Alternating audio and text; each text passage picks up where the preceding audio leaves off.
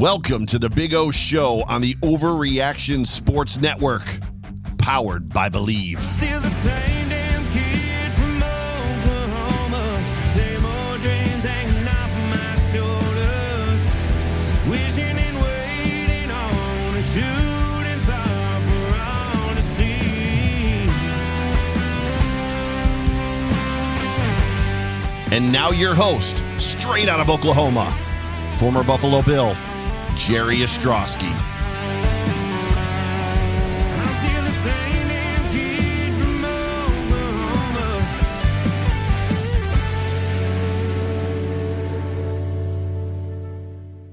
Welcome into another episode of the Big O Show. I am the Big O, Jerry Ostrowski, and you're listening to us live right here on the Overreaction Buffalo Sports Network, powered by Believe.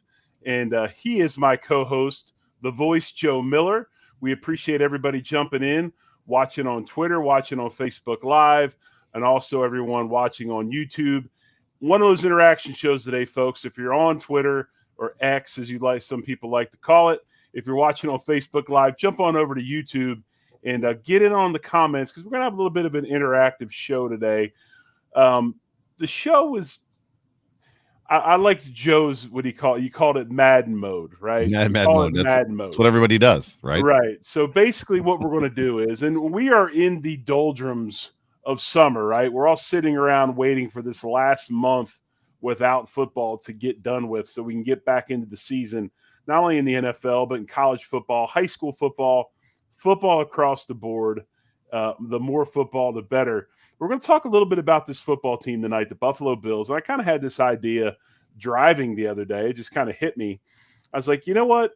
What if I said that Brandon Beane was able to Commissioner, I always want to say Tagliabue, Goodell, he comes down and says, Brandon, you've done such a good job.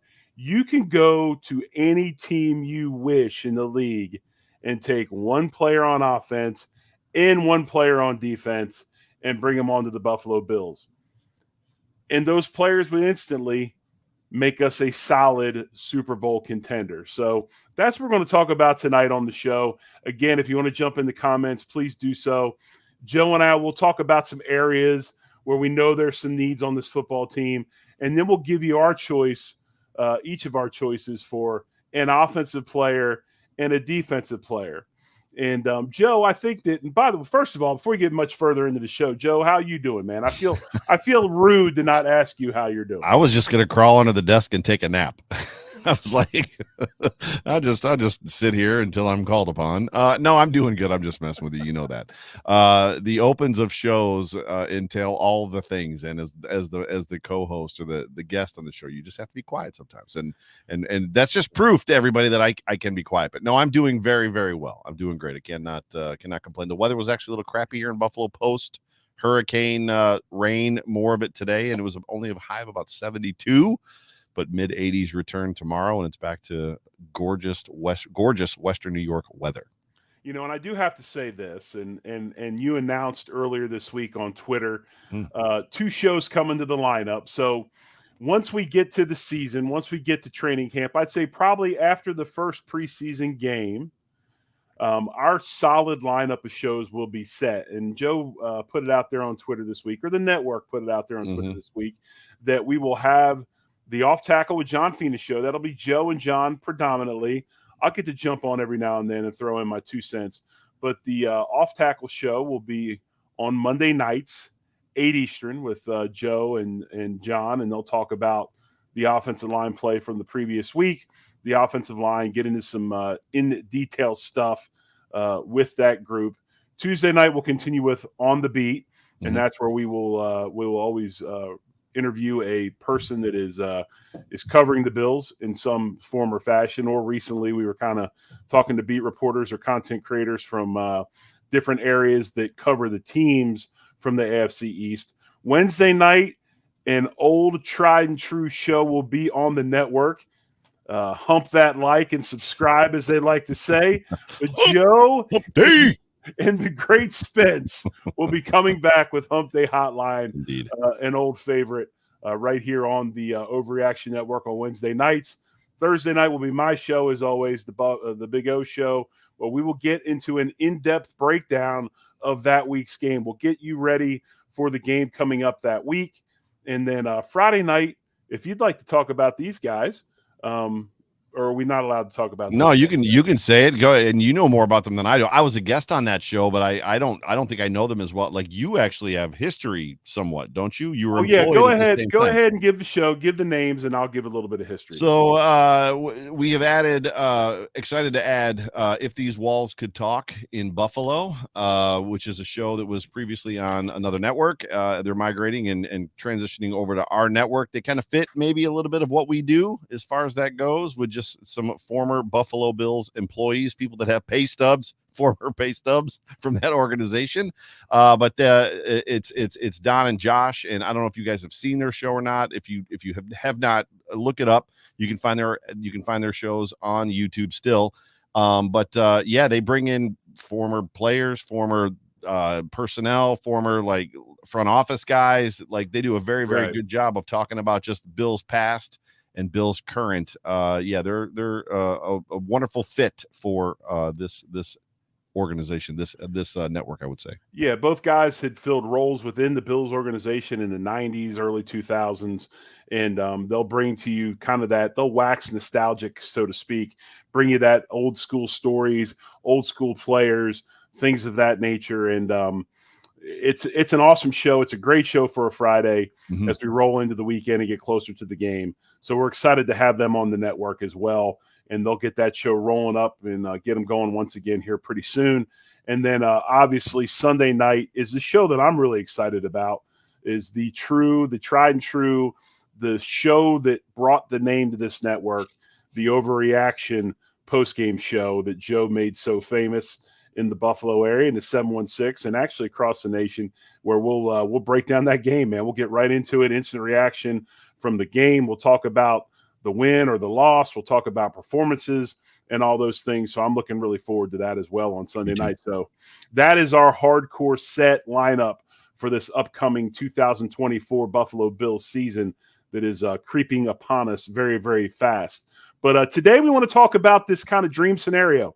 Brandon Beane gets to go out. Roger Goodell told him he can pick a player, one on offense, one on defense, to bring in to the Buffalo Bills to solidify this roster, a roster that's a little bit iffy because of cap considerations. But we're not going to worry about cap considerations, folks, because like we said, this is Madden mode, and we're going to go ahead and pick our dream players we'd like to bring in. So, I think, Joe, we'll just start real quick on the offense.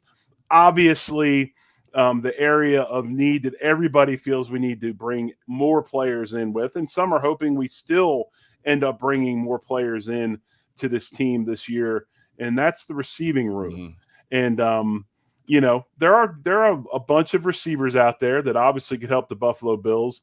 And can you stomach bringing in Tyreek Hill? Can you handle CeeDee Lamb? I mean, there's a lot of interesting guys out there. Brandon Ayuk, who is a guy that was talked about as a potential trade guy that maybe bring in, that the 49ers said they would be willing to trade. And Ayuk made it known that he wanted to be traded, and some outlets had it that he wanted to be traded to Buffalo. Nico Collins in Houston. So there's a lot of guys out there. We'll get into it in a moment. But kind of your feelings on that room, and just kind of, do we need that one more guy to solidify it? I mean, what are your feelings on our receivers right now?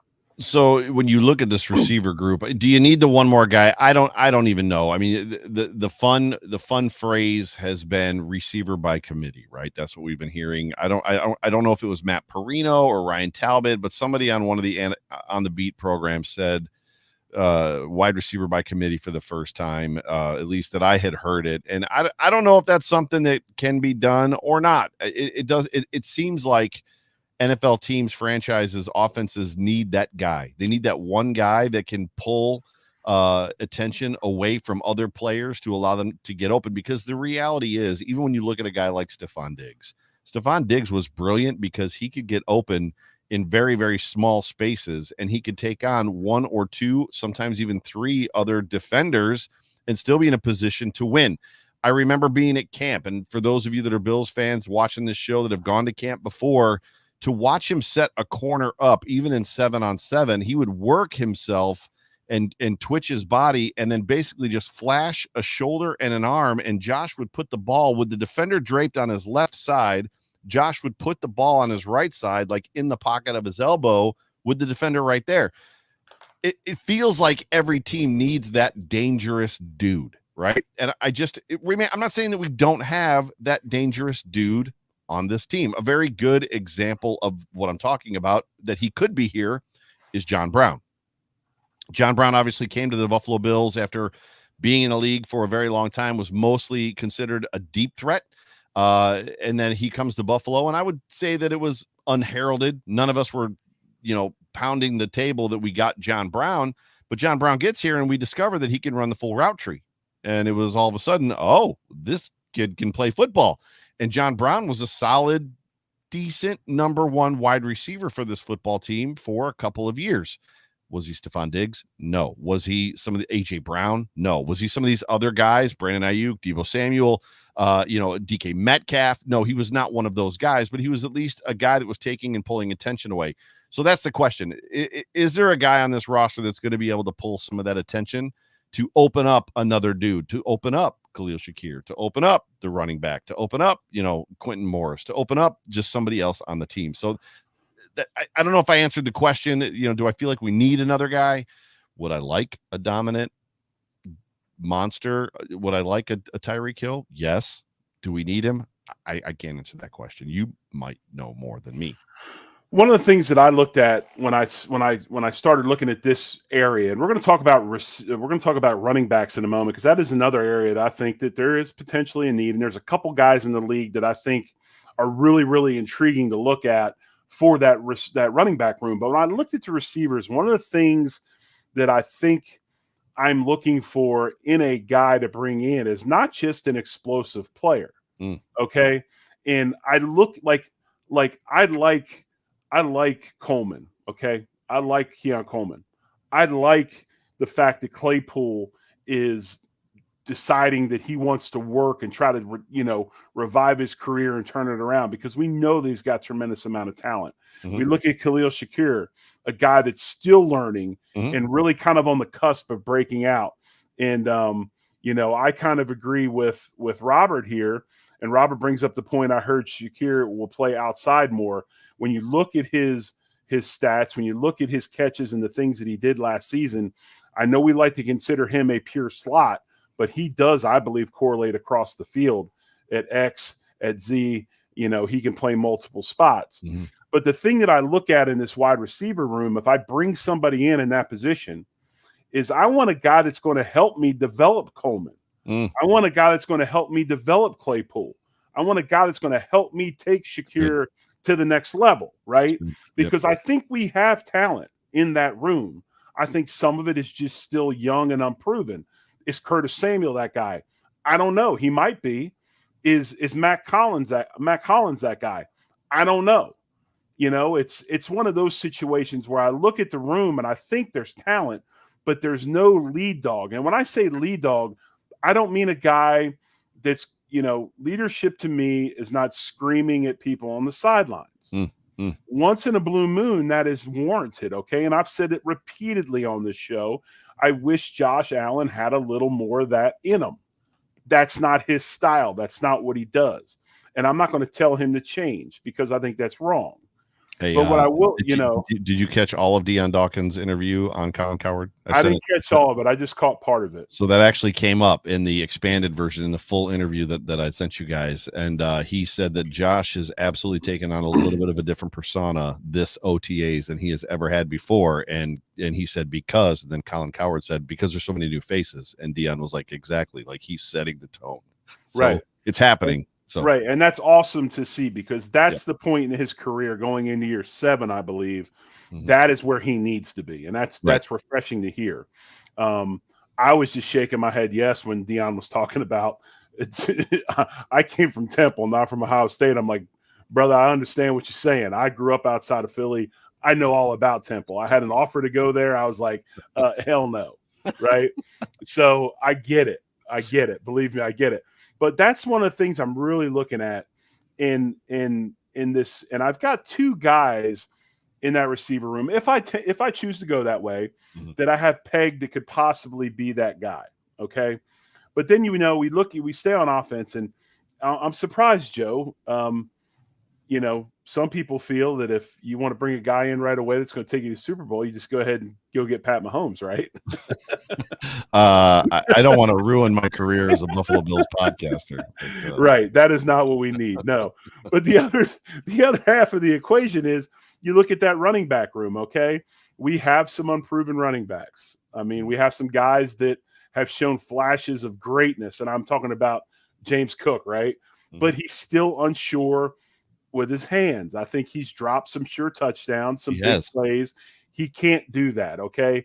I think Brady has let it be known he likes receivers that catch the ball out of the backfield. So if you're listening to what I'm saying, and our fan base is intelligent and they're smart and they understand the game, that's kind of leading me down the road. Is Christian McCaffrey that guy? When you look at McCaffrey last year, 272 rushing attempts, 1,459 yards. He averaged over 5 yards a carry, 14 touchdowns. And this is even counting the receiving numbers that he had. Okay, so is McCaffrey a guy that could take this team and take this offense? And Joe Brady all of a sudden goes, my God, I've got an unbelievable multi-use weapon out of the backfield. You can look at Derrick Henry. He's kind of a one-trick pony. Saquon Barkley. Right, I'm going to find contact and run over him. You talk about Saquon Barkley, he's had some injury issues. What's wild about this is rushing-wise, not talking receiving, but rushing-wise, James Cook last year was fourth in the league in rushing yards. He had 1,122 rushing yards, just shy of 5 yards a carry. He did have 5 touchdowns. So, he is a guy that can make plays. I feel like when you talk about our run game versus Saquon, Derrick Henry, Christian McCaffrey, ours is a little more gimmicky, isn't it? Do you feel it's a little more gimmicky of a run game than it is a true, like this is not a grounded pound team? Well, I don't expect us to be that. Well, and none of those you make a great point. You make a great point. And if we're talking on the Off Tackle Show right now, Joe, and you make an awesome point, this offensive line strength is not. We got Osiris Torrance and we got Brown on one side, and they're more of those road grader type guys, right? Right. But really, the bread and butter of this offense is displacement by movement, not displacement by force. Gotcha. And what I mean by that is displacement by movement is they're going to run wide zone, so they're going to come out of their stances, they're going to get running, and they are going to run. And as those, I say this all the time. Like young players and players in general have an issue with, if I've got B gap, okay, which is between the guard and the tackle, and I'm a 3 technique, and my guard goes flat and he starts running, my B gap is not where it was. My B gap is not where he is. My B gap is now moving. Right. If that guard runs all the way to the sideline, well, my B gap is still all the way to the sideline with him, right? Right, exactly. So that is what the Bills do really, really well.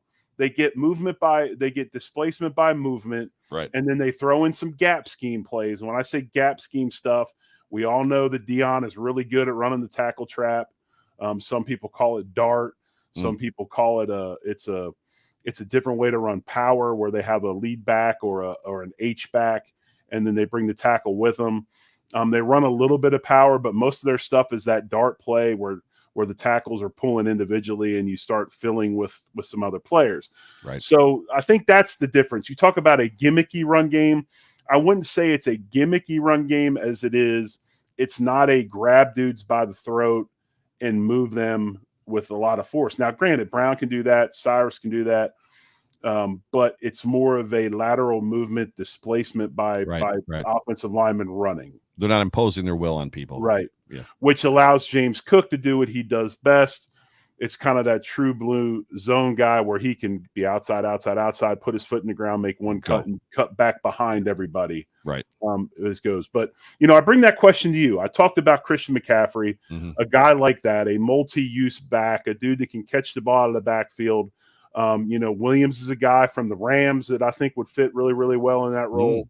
But your thoughts on that running back room and how it's shaping up? I mean, real quickly, I'm in the mode of, and I think we talked about it on one of the other shows, Joe Shane, right? I'm not going to pay my $45 million quarterback to hand it off to a $12 million running back. And that's effectively what it comes down to for me. I think the running game needs to be good enough. So as I considered who on offense I would pluck from another team to make this a Super Bowl team, the Bills, like an instant Super Bowl type team, Madden mode, if you will. For me, running back fizzled out pretty quickly. It really, wide receiver stood out as the position, like the one need this team. It's funny too, because neither of us discussed, I don't think offensive line.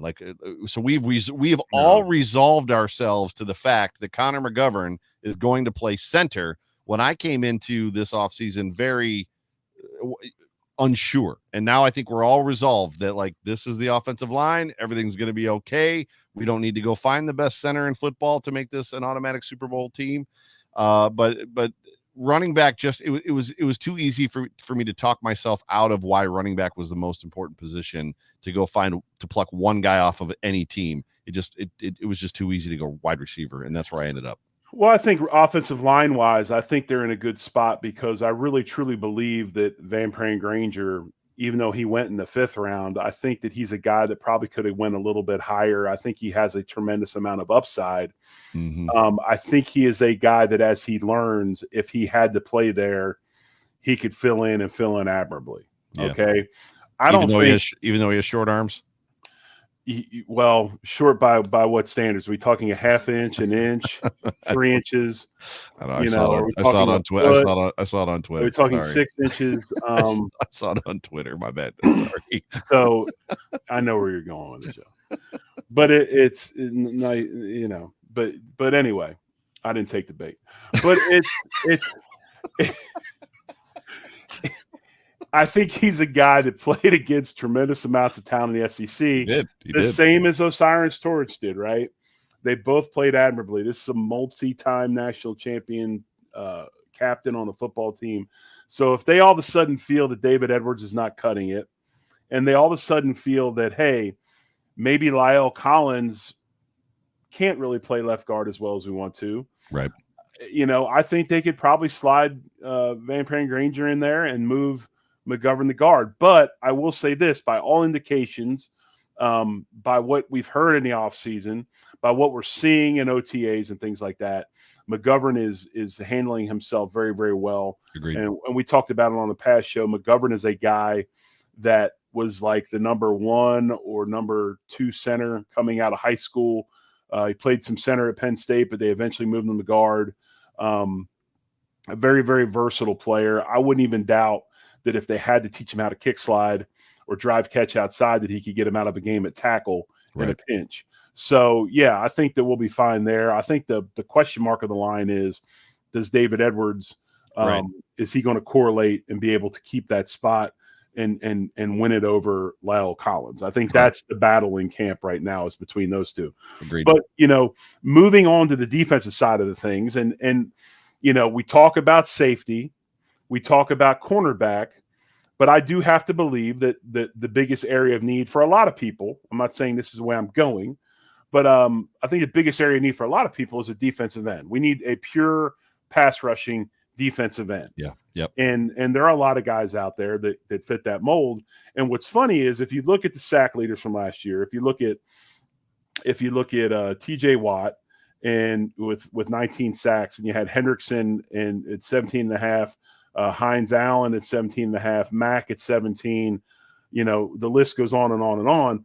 And I think you and I talked about this off air, but I think only 2 players out of, even though a lot of these defensive ends in some pass rush situations will line up inside to get an athletic mismatch against a guard, maybe even come down and play a head up nose over the center. I think 2 out of the top 20 some were defensive tackles. So obviously pass rushing is a defensive end type thing. Yeah. Sorry, I'm distracted. They keep playing ads in the middle of our live shows, and I just don't know why. It's just driving me crazy. But anyway, go ahead. Yep. I guess we'll have to address that. I tried. I keep noodling with the settings and stuff like that. But anyways, yes. And I think as you look around the defense, defensive end is a very glaring position. Where I struggled in trying to define, I'm relatively happy with my linebackers if they stay healthy, being Terrell Bernard and Matt Milano. I liked what I saw from them in the beginning of the season, so I think we're good there. I like where we are with Daquan Jones and Ed Oliver. Like, I'm not adding anybody to that group.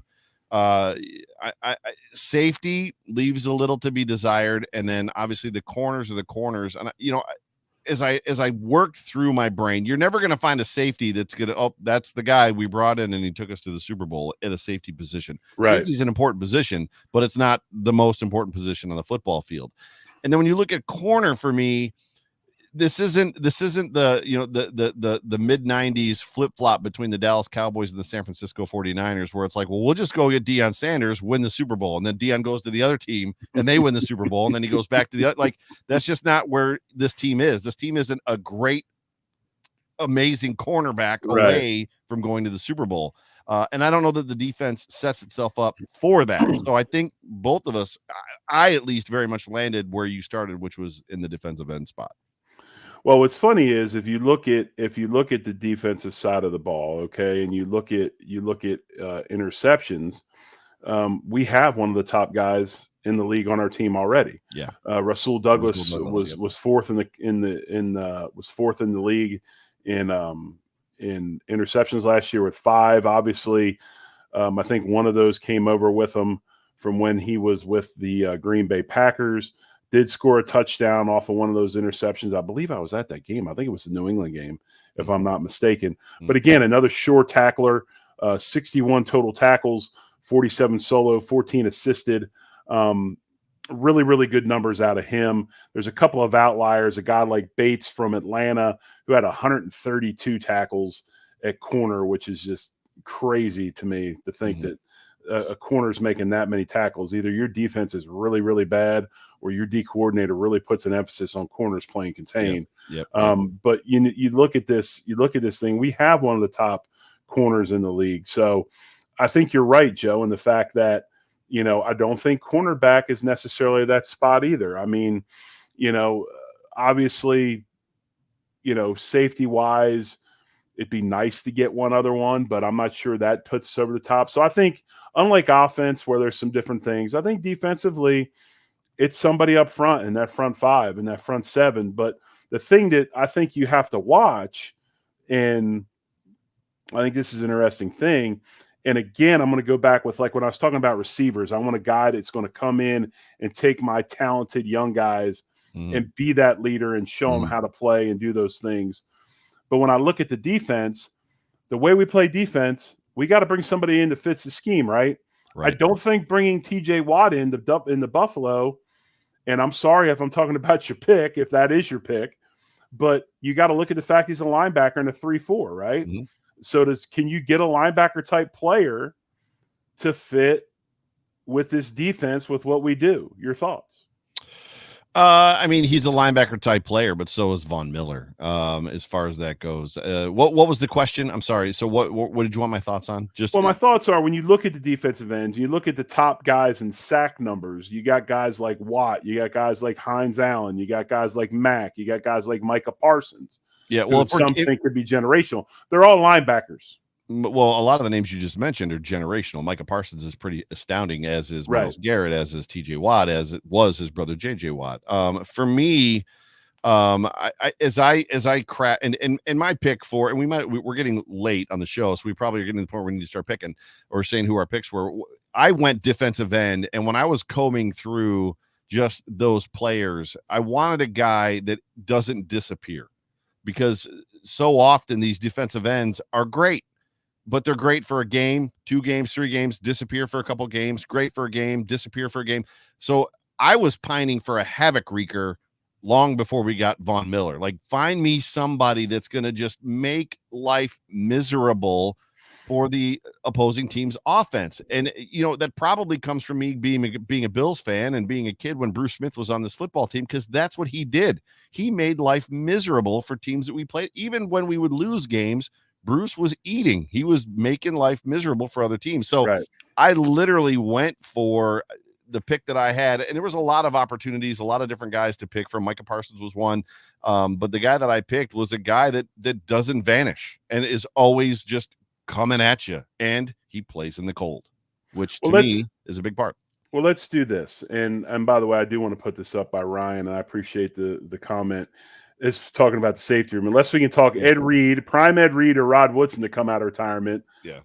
Safety's not going to be it. But let's do that. We'll go ahead and start. We'll make our defensive pick first.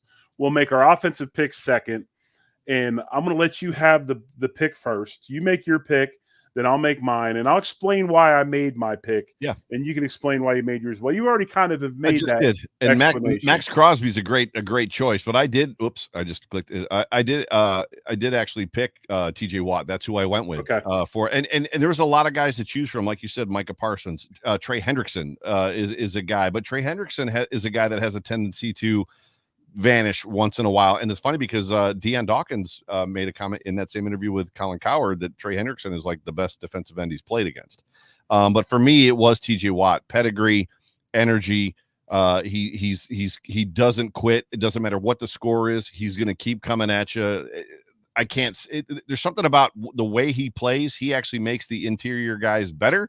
So for me, putting TJ Watt on this defense brings an immediate rising of the ships, right? He's an immediate tide raiser, if you will, for this team. And I know there's a lot of guys that could potentially do that too. But for me, even when you talk systems and you talk, because guys move around, right? You've got Jadeveon Clowney that's gone to different teams, and you've got guys that bounce to different teams and, do well or don't do well. TJ just seems to me, even as a linebacker, he seems to me to be a guy that if you put him on any defense, that dude is going to just make life miserable for whoever's across the line of scrimmage from him. So I went, and I'm not even a Steeler fan. So I think that's probably the amount of respect that I'm showing him right now, is that I don't necessarily care for the Steelers at all. And I'm not a closet TJ Watt fan. But for me, that's a guy that just, I want to turn him on, and I don't want him to stop until the season's over. No, I totally agree with you. My only comment on that, and I said it earlier, is can you take a guy in a 3-4 defense and make him that's basically lived in that defense, and that's all he knows? He's a hand in the dirt guy, though. Right. Can you turn him into that guy? He plays hand in the dirt. I love that pick. I think he's a locker room guy. I think he's a motor guy. I think he brings everything to the table that you want, on top of production and not disappearing. But one of the big things that I looked at in this selection is I wanted a guy that not only fit Buffalo, but fit the team and how he played and how he handled his business. I don't know. We got Ed, and Ed does a really good job with energy. Bernard is turning into that big splash play guy. Yep. But I wanted a defensive end that brings that kind of old school, grimy D-end aura with them, okay? Not only production, but also that kind of aura. Because if I really went with my heart, okay, and these guys in my mind, the two guys that I'm going to talk about, the one I'm going to talk about I did not select. The other one I'm going to talk about I did select. Nick Bosa, to me, is the entire package. He's doesn't quite put up the sack numbers that others do, but Nick Bosa plays the run equally as well. Mm-hmm. But I do think Nick does disappear some. Mm-hmm. I think they do have the ability to double team him a little bit. I think he disappears. And what's so funny about it is when I make my selection, Andy Swift was right on the nose. Max Crosby is my guy from the Raiders. Yep. I can't argue with it. I hemmed and hawed. I hemmed and hawed over Max. When I look at Max Crosby, I look at a guy that's underappreciated. Mm-hmm. Look at this football team that we have that's underappreciated.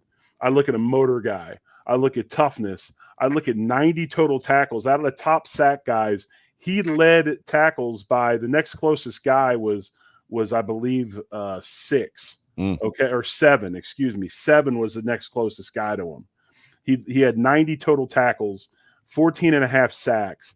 The way he works, the way he goes about his business, I think not only would he be an incredible asset in the locker room and on that field. But I think the city of Buffalo would absolutely love Max Crosby. Yeah. And that is my pick, man. I would take Max Crosby right now for the total package. Yep. Not just production. Yep. No, you can't argue. And we're going to find out what he's worth this year with Christian Wilkins going to that football team, regardless of what Alan Pupar thinks. So Alan Pupar said that he's very replaceable, that Christian Wilkins is very replaceable, and that we'll find out. Yeah, that he basically duplicated his numbers last year. And it's like, well, maybe he did so well because Christian Wilkins was standing next to him. But moving to the offense, do you want to go first? I'll go first on offense. And as we go Madden mode tonight on the Big O Show, we're rolling down to finishing up. When I look at the offense, obviously I tried to talk off of it, but it's pretty self-explanatory that receiver is what we need. And I went to 2 receivers, and both of these guys were in the top 5 receiving in the league. Both of these guys have the same last name. Okay. And I'm going to go a little bit of a stretch here with this pick. And I'm going to tell you why. The first guy that I highly considered for this spot is Amon-Ra St. Brown from Detroit. I was like, oh, all right, here we go. Okay. I was like, I guessed right. Yeah. And when you look at him, he was tied for second in receptions at 119, 1,515 yards, tied for third in yards, tied for fourth in touchdowns of 10. But as far as his average per catch, he was 99th in average at 12.7. So that does kind of fit what we've all been told about Joe Brady with running that more of a Sean Payton type, get the ball out quick type deal. But the guy that I ultimately chose is with the Philadelphia Eagles, and that would be A.J. Brown. Homer okay, pick. And A.J. Brown, homer pick. when I look at what he brings to the table, he's everything we need in one receiver. Yeah, he's a short possession guy. He is an over-the-top explosive guy. He has tremendous speed. He's strong. He's almost like an older version, a guy that's figured it out, almost like an older version of Keon Coleman. Okay, but with a little bit more maybe explosion. The only thing that scares me about AJ is he can pout a little bit. He has a little bit. He has a little bit of some tendencies of the guy that went to Houston. But I'm willing right now, because this pick is going to take us to the Super Bowl, right? Yes. I'm willing to overlook those things because I want one. I want one. That's funny. I just think when you look at what we lack, I think A.J. Brown is that guy that fills that need. I think that's a great pick. For me, when it came to consideration for the offensive side, it was wide receiver, and for all the reasons that we talked about earlier.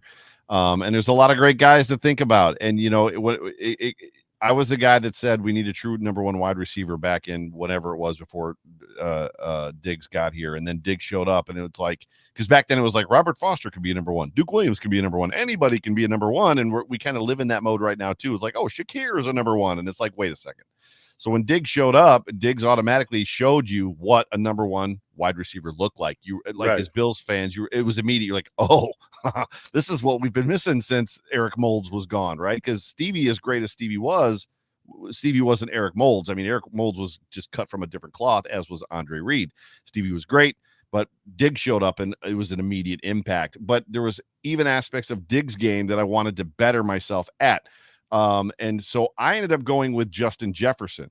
And the reason that I went with Justin Jefferson is because Diggs, as great as Diggs is, and, there's an opportunity for him to make the Hall of Fame, and he's got otherworldly numbers, and he most likely will make the Hall of Fame, and he's one of the best wide receivers in Bills history just in the 4 years that he was here. He still wasn't the guy that when you had to throw the ball at somebody 7 times in a row, you're going to throw it at Stephon Diggs. Justin Jefferson is that guy. And I watched it in our stadium against the Vikings when it's like, I'm screaming from the stands, they're going to throw it to Justin. And every freaking play, Kirk Cousins threw it to Justin Jefferson, and they beat us. And to me, that's the piece that's missing. Get me that wide receiver that can go up, that is sure-handed, that is fast, that can play underneath, as you said, and can be that guy when nobody else, what Josh is just going to lock in. Justin, it's just you and me. And I think you can probably feel that because I think Jim was that way at times as well. Like there was just times where he's like, I'm going to lock in, whether it was I'm locking in on Thurman this time. I'm locking in on Andre this time.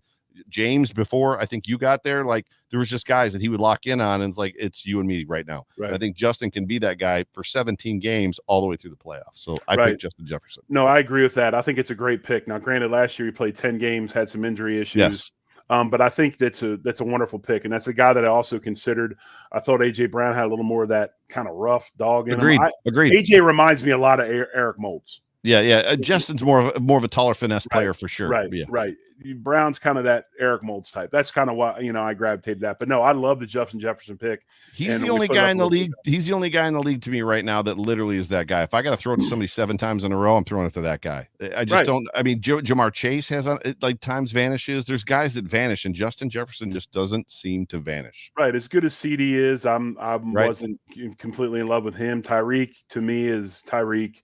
I just think there with a lot of good choices. I do like that. I like the Jefferson pick as much as I like my pick of AJ Brown. So, hey man, I appreciate you guys watching and listening. We had a lot of fun tonight. Thanks for everybody chiming in on the comments. Bo Knows, Ralph Wilson Sr., Doug, Ryan Tongan, everybody, Richard Rush, Joey Hatch, Andy Swift. We appreciate you guys for joining us on the Big O Show on Thursday night.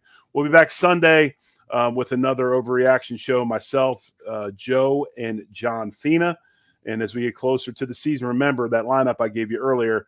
We're excited for it, folks. Website will be up, operational and running very, very soon. We'll give you that address. You're going to want to check it out because it is a mecca for Bills news.